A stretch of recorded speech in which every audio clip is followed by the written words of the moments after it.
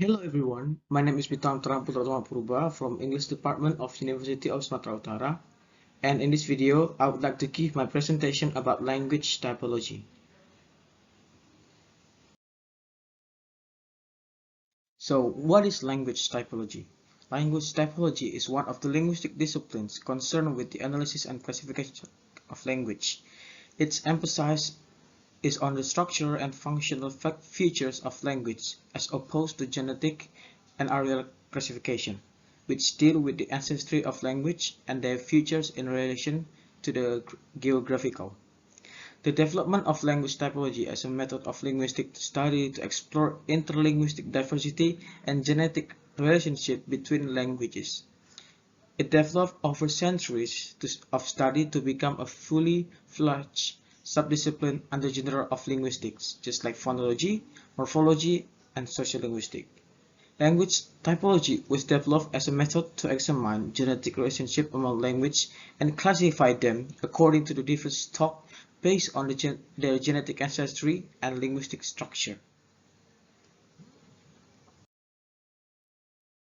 As a branch of linguistics that is quite important in the science, there are many experts who express their opinion and theories. So here is some experts' theories of language typology. The first one is Johannes Smith's wave theory. Here is some idea of the theory. The wave theory of language evolution, which proposed that linguistic innovation spread outward from the central location in a wave-like pattern. The linguistic change that tend to spread geographically in a predictable pattern are the basis for the Smith's wave theory. Language innovation begin in the central area and then spread outward in the wave-like pattern, with the various regions embracing the change at various rates. According to the hypothesis, various social and cultural aspects, including migration, trade, and communication patterns, have an impact on how linguistic change spread. Johann Smith's wave theory also hypothesizes that new linguistic features are acquired by some members of speech community and then progressively diffused to other members through the time. The diffusion process moved more rapidly in the places with high population densities, active cultural exchange, and along commerce and communication routes. The theory also emphasized on the role of the diffusion in language change is one of its strong points. It has served to highlight the significance of social and cultural elements in the spread of linguistic innovations. The second one, we have Wilhelm von Humboldt's linguistic relativity. According to Humboldt, our vision of reality is influenced by the language we use, and this in turn affects how we think about and perceive the world. The foundation of Humboldt's linguistic relativity theory is the concept that language serves as both a tool for organizing and categorizing the world around us, in addition to serving as a means of communication. According to Humboldt, every language is a distinctive expression of historical and cultural context in which it was created. The linguistic relativity theory has had a significant impact on the field of linguistics and cognitive science. The third one, we have William Alexander Stewart's multilingualism theory. William Alexander Stewart emphasized the significance of multilingualism in influencing language structure and diversity. Multilingualism is crucial to the formation of linguistic features. He believed that when people who speak various languages interact, they must still be able to communicate despite their linguistic differences.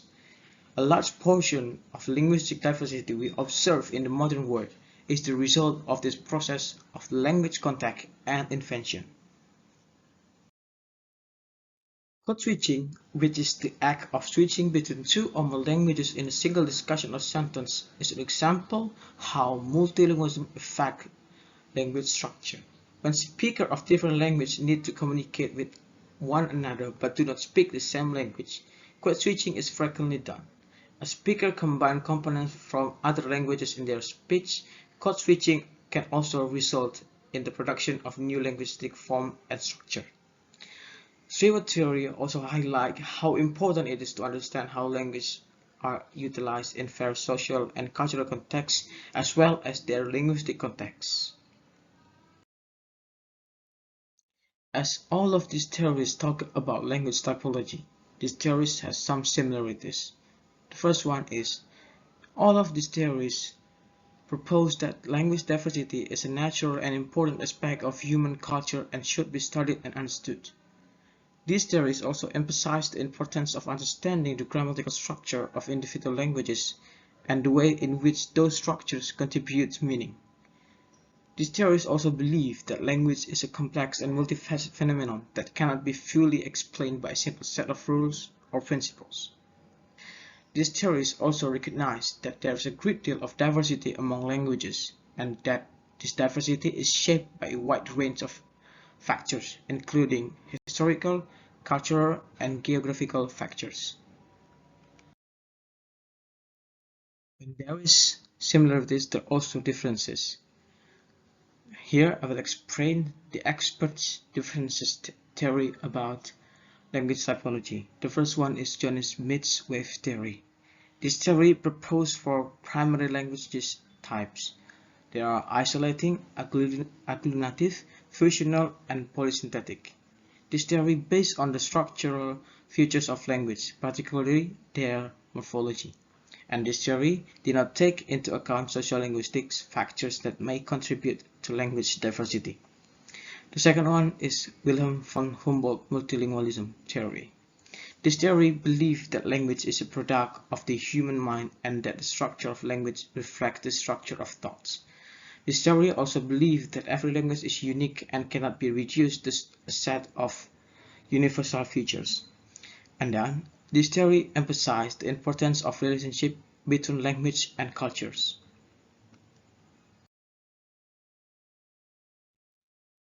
William Alexander Stewart also have some distinctive ideas between the first two theories.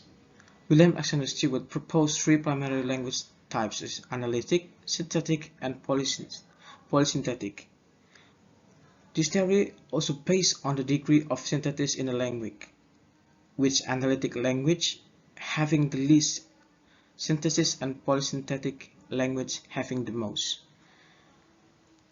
This theory also emphasized the importance of understanding the grammatical system of individual languages rather than focusing on universal features. Each theories have their own advantages. The first one is Johannes Smith's wave theory advantages. This theory provides a systematic and comprehensive approach to the classification and distribution of language families across the world.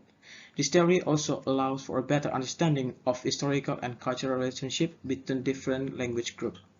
And then this theory helps identify the roots and evolution of language families and their connection to other languages. William Alexander Stewart multilingualism theory also has some advantages. This theory emphasized the importance of multilingualism in shaping cultural identities and creating a social cohesion. This theory acknowledged the positive benefits of bilingualism and multilingualism in terms of cognitive and social development. These theories also provide insight into language acquisition, and language use in multilingual societies. And last, Wilhelm von Humboldt's linguistic relativity theory has also some advantages. This theory challenged the notion of language universal and emphasized the diversity of language and cultures. This theory helped explain how language shapes thoughts and perception, and how people from different linguistic backgrounds may have different worldviews. This theory also provides insight into social and cultural factors that influence language and language change. So in conclusion, as a branch of linguistics that is quite important in this science, there are many experts who express their opinions and theories which are found both from research and direct observation, previous research, or theories that previously existed but still have deficiencies that can be supplemented for produce a more perfect theory. From some leading linguists in the field of language typologies, the three experts that we have discussed before have a significant role in language typology. These three theories have a very important role for the development of linguistics. Each theory has its own differences, similarities, and advantages in identifying problems that we can find in everyday life. I think that's all from my presentation. If there's been any mistake, I beg you apologize. Thank you.